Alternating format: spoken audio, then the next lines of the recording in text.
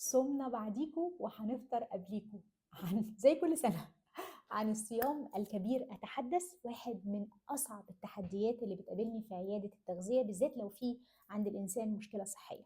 بناء على طلب إخواتي اللي بيصوموا دلوقتي الصوم الكبير كل سنة ومصر طيبة ودايما صايمين مع بعض، فيديو عن الصيام الكبير. ليه بقول عليه ان هو تحدي؟ تعالوا ما نعد كده التحديات ونقول في اخر الفيديو الحلول بتاعه التحديات. اول حاجه البروتين، انا عندي مشكله كبيره جدا ان انا الم جرامات البروتين اللي انا محتاجاها، بالذات انه الاتجاه دلوقتي ان احنا نروح للهاي بروتين دايت في الاصحاء وفي اللي عندهم مشاكل. وكمان نوعيه البروتين، انا محتاجه اخد كل الاسينشال امينو اسيدز، يعني الاحماض الامينيه الرئيسيه اللي الانسان ما يعرفش يصنعها لوحده. دي بتبقى موجوده مع بعضها كده في حته اللحمه في حته الفرخه، انما علشان تاخدها من مصادر نباتيه انت محتاج تعمل تباديل وتوافيق، علشان كانوا زمان بيقولوا لازم تاخدهم في نفس الوجبه، دلوقتي لا، المهم انك انت تعدهم لي على مدار اليوم، فبنفضل نلعب بالبيضه والحجر. ده تحدي كبير جدا. تاني تحدي هو انه اساسه كربوهيدرات، هناخد ايه يعني؟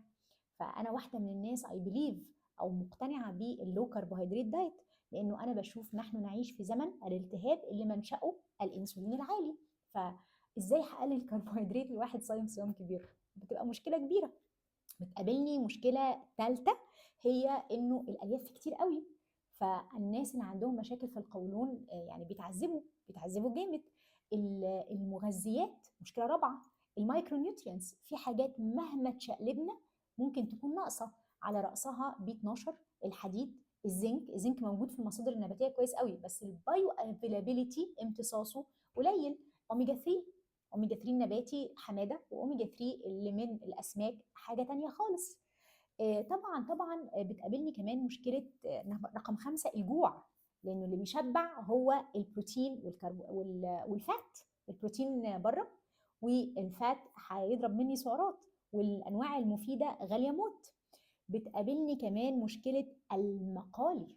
احنا كمصريين يقولوا لنا صوم كبير نعمل ايه؟ نقلي بتنجان ونقلي بطاطس ونقلي طعميه ونقلي كل حاجه في الدنيا. فدي تحديات الصوم الكبير.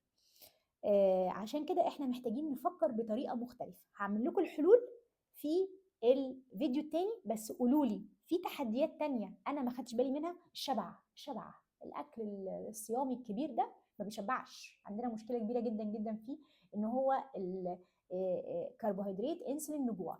دي التحديات اللي انا بشوفها.